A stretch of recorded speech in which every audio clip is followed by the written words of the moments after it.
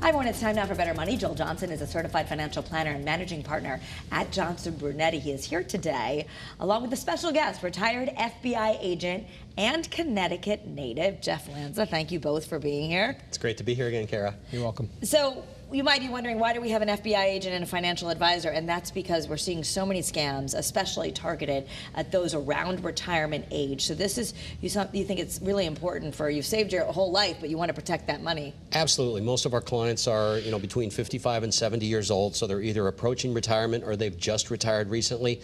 And what are the big risks to them? Well, it's not just stock market investment risk, but it's things that can happen to you, lawsuits, accidents, things like that. And one of the big ones we see over and over again is people being taken advantage of through some kind of a scam that they didn't realize was a scam until it's too late.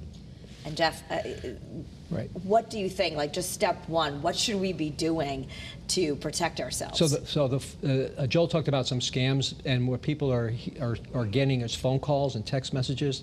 They look like they're from the IRS or the Social Security Administration, and that's what the caller says.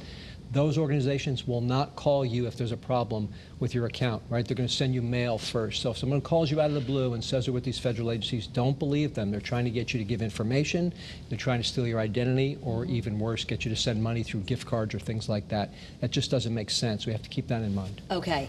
And what else would you have people do right now who are watching? Stop writing checks and putting them in the mailbox with the flag up for people to steal your mail. Take your checks out of your mailbox. They'll wash off the ink and write the check out to themselves. They leave the signature there, and the banks are making it difficult to be made whole when that happens. Wow. Take checks to the post office. Use gel pens to write your checks so it can't be washed off as easily. Better yet, pay bills electronically so your checks are not going through the mail system. It's a big risk for fraud. Well, plus I do online bill pay just because it keeps it all straight. But that's right. I always worry about the security. You think that those sites are pretty secure? Absolutely. They're much more secure than having your check go through the mail system. As long as you set alerts on your checking accounts and your other financial accounts so you'll know when something happens, if money moves, if it's not yours, your transaction, you take steps right away to reverse that. Okay. And same thing with those retirement accounts, I guess. You would not just call us and say you need to do this, that, or the other. I guess we have to be just careful with those accounts that have a lot of money in them. Yeah, people need to be really careful. And what we do, just to give you a peek inside our operation, is when somebody calls to do a withdrawal, we never just do a withdrawal. We always call them back, and we verify in a couple different ways to make sure it's really them.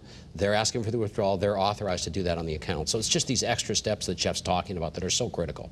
Jeff and Joel, I just want to let everyone know that there is a free offer to get really in depth with more than we have time for here. It's called Simple Safeguards, How to Stay Safe from Identity Theft and Cybercrime. You can get your copy for free by going to bettermoneytv.com. Definitely worth doing. Thank you, gentlemen, for being here. You're welcome. Thank you.